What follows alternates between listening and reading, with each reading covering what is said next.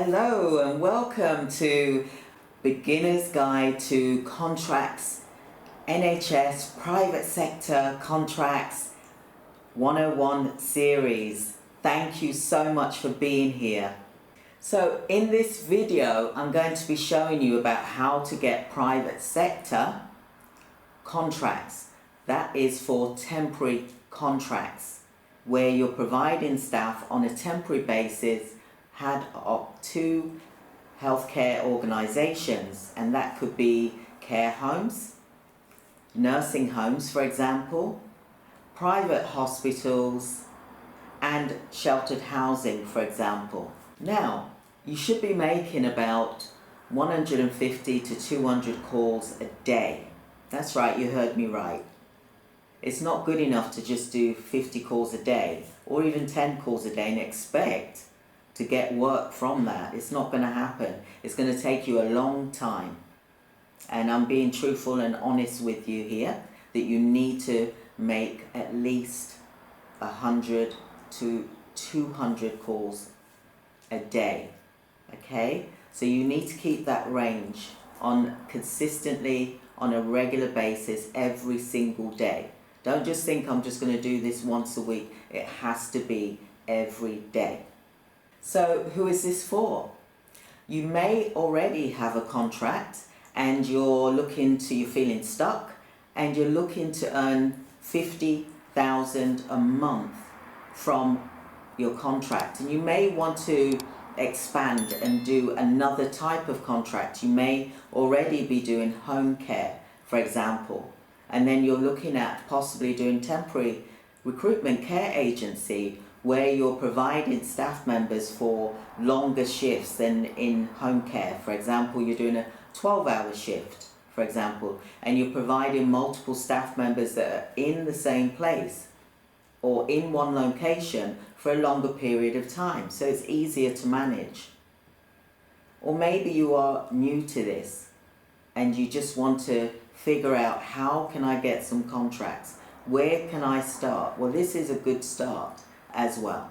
Now, some people think, you know what, I only need to speak to someone once, and if I don't get a sale, then I'm not going to bother anymore. Well, that is completely wrong. Sometimes you will need to speak to the same person 5 times before you actually get that sale.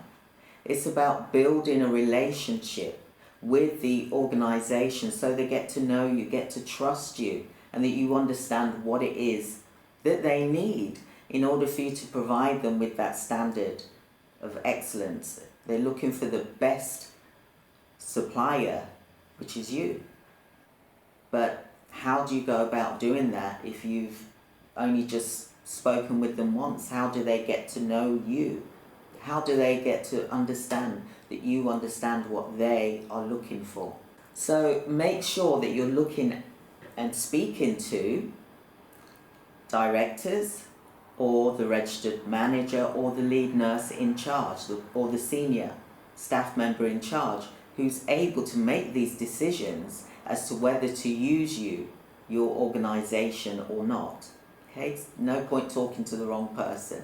So make sure that you're speaking to the right person once you've created your database, for example. And to touch on that, we have got a video here about how to create your database. So when you're discussing about what you can offer, what your services are, ensure that you've got a presentation pack, so that whether you're meeting them face to face or whether it's on the phone, that you're able to talk about your organisation and what it is that you offer, and some information about how they can reach you, for example, and where you're located, what you do, what services do you provide, and what staff members are you providing, and what your rates are, for example, and what are your terms of business. It's important to have that, and this can be done face to face, or you can do this via sending an email as well of your presentation. This is how you are able to present yourself in a positive, professional way for your organisation. So you can get contracts with, as I said, residential care homes, nursing homes, sheltered housing, private hospitals, etc. But that's just only a piece of the puzzle. So you will need to know and understand what the organisation does and what services it provides, and by speaking with the manager or the person in charge to understand and get them to say yes to you.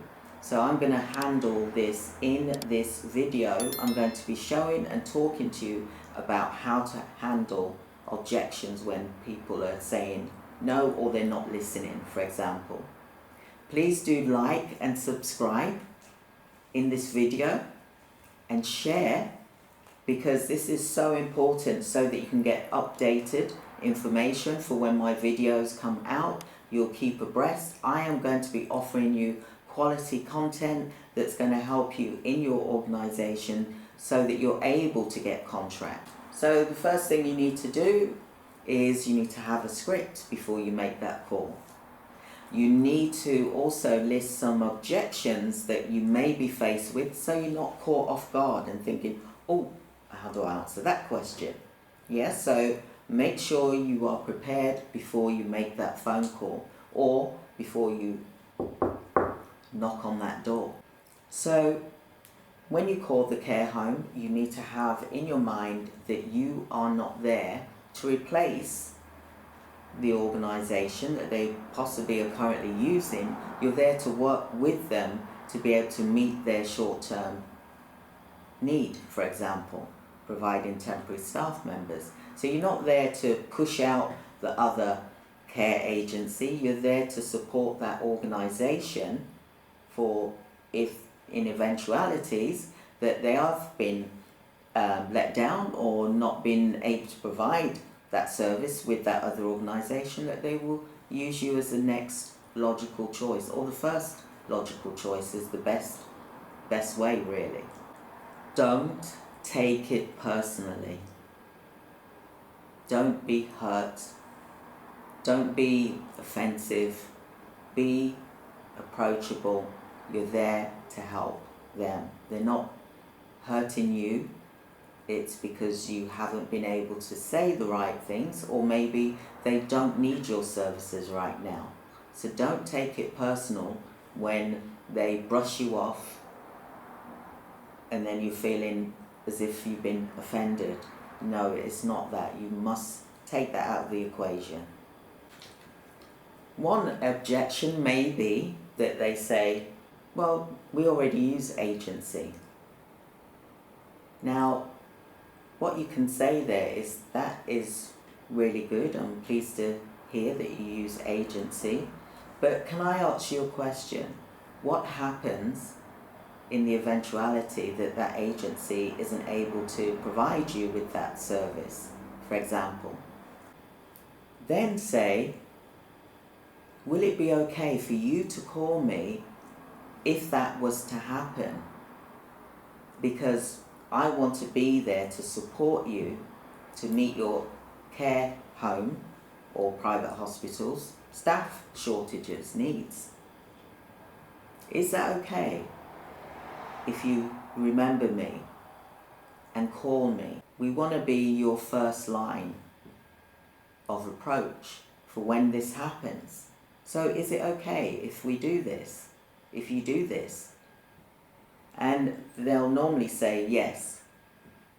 Then, once you've got the yes from them, you will then say, I would like to send over to you our presentation pack, some information about the services that we offer, so that you're able to reach out and have that information to hand. Is that okay? And they'll usually say, yeah, that's fine. Once you've done that, you will then make sure that you've got the correct email address and the contact details and the name is correct. And just say, that's wonderful. I'll get that sent over to you immediately.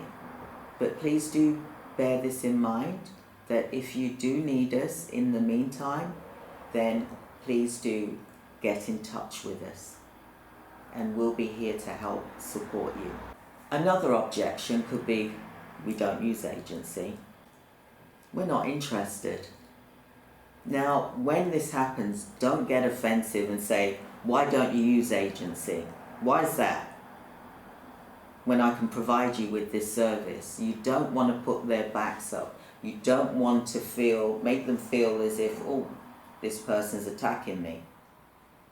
Now they've got to fight you back because you push their boundaries, even though you may be on the telephone with them, or maybe you're with them face to face.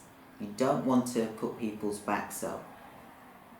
You need to look at a logical solution where you're there to help them. And remember that you're there to help them, not them here to help you, for example. Because once you've helped them, then yes, you will then be helping your company, your organization, and your staff members. But your first priority is to help them and serve them. You see, there could be reasons why they don't want to use you right now. It could be you've rang them at the wrong time, for example, or maybe they've got a CQC inspection and they're very, very busy, or maybe it's their lunchtime or medication rounds. There could be plenty of they're short-staffed already, and they really haven't got time to be answering the phone.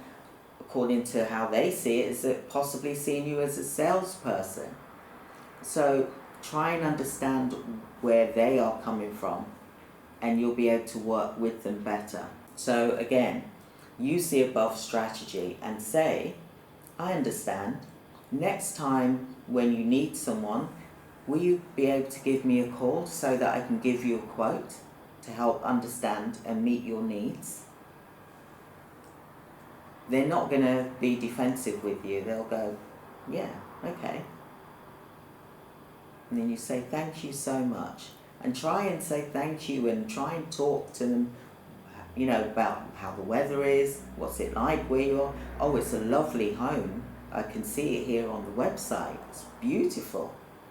Try and make a friendly conversation. Try and use their first name. So you're trying to create a relationship in terms of that you're not a threat to them. That this isn't official, this isn't sales. It is about a relationship, and it could be a friend relationship. So try and call them by their first name and try and build that relationship. So once you've done this, you will have the perfect follow-up. Now, your following up would be, say, 2 to 3 months' time from now. For example, you've got your database. You're going to be working with that database and not thinking, oh, I've called that person, I'm not going to ring them again. You have to at least try and speak to the same person 5 times. Not once, twice, 3, but up to 5 times. Because that's how you can build a relationship with an organization. They're getting to know you, they're getting to understand you. So you could say to them, so what would need to happen in order for you to use our services? Then they will say to you, usually, what would need to happen? Well, your price. You need to reduce your price. That could be an issue for them. We need staff that we can use on a temporary basis to make it so that we can then use them on a permanent basis. That could be your solution. So try and find out from the prospect, from the care manager, lead nurse, what would need to happen in order for them to use you. Maybe they need to speak with head office first. Give them time to do that. And then follow up with a phone call. And then 2-3 months later, you know what their issues are. And then you can talk to them about their issues and say, look, we're ready to support you in this and we can help you. So I just want to leave this with you. You may not have the relationship the first meeting, second, third, fourth or fifth, but you must keep trying. That's how you get private clients and multiple private clients, because you can create 10 times what you're earning now in your healthcare business than what you're currently doing. Why stay stuck? Look at other organizations that you can work with to build your business up to 7 figures. But you can have multiple contracts whether it's private, governmental, for example. So I hope that served you well. Smash that like button, subscribe and share. And please join us for the next 101 in contracts. Hope you're having a great day. Thank you. Bye. I'm living the life. I woke up this morning and I thank God for the day. I know things ain't what they could be, but I got a smile on my face. No more tears, no more fears. They won't get the best of me no more. I can stand still or I can move